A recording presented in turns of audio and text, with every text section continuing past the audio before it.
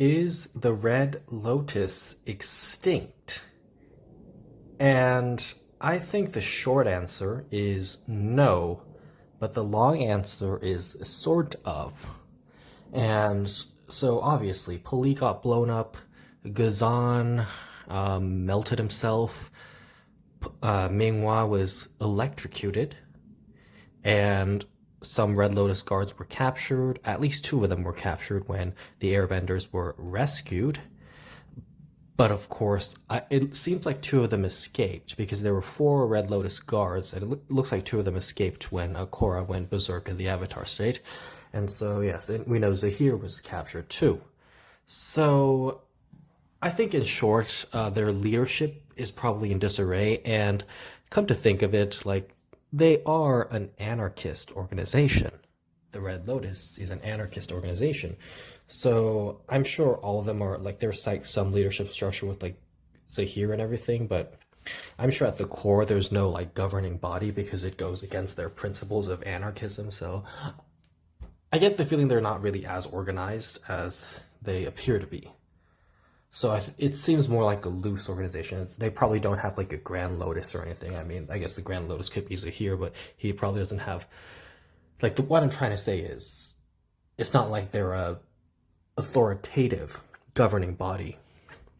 They follow the philosophy of like Jai Bao and getting rid of governments, but they aren't so much as they aren't trying to oppress people, even though that's what they sort of end up doing as a result of their policies. But yes, that's my point.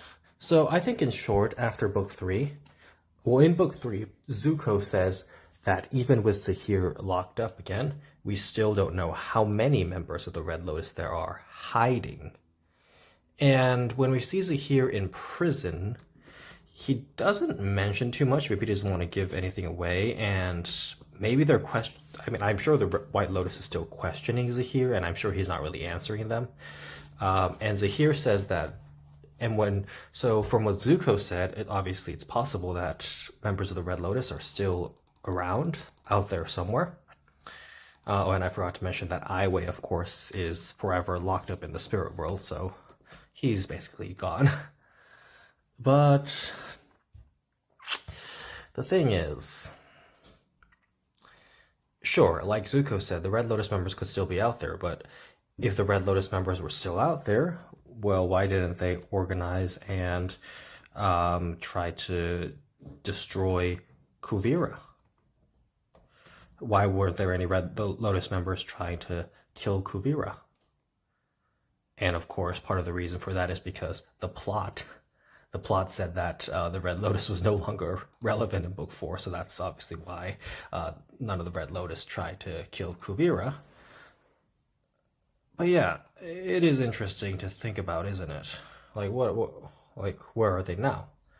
And I don't think that the Red Lotus will try to destroy, or excuse me, I don't think the Red Lotus will try to break Zahir out of prison. I don't think Zahir will be getting out of prison because as far as the Red Lotus is concerned, Zahir served a great purpose. He destroyed the Earth King and Earth King Queen and plunged the entire Earth Kingdom into chaos.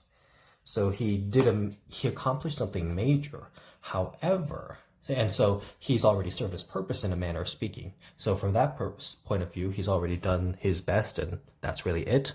But from the other point of view, Zahir is kind of a failure because after Zahir destroyed the Earth Queen and the governing body, the Earth Kingdom was basically just reestablished first by Kuvira, who reunited the Earth Kingdom, and now Wu is the Earth King.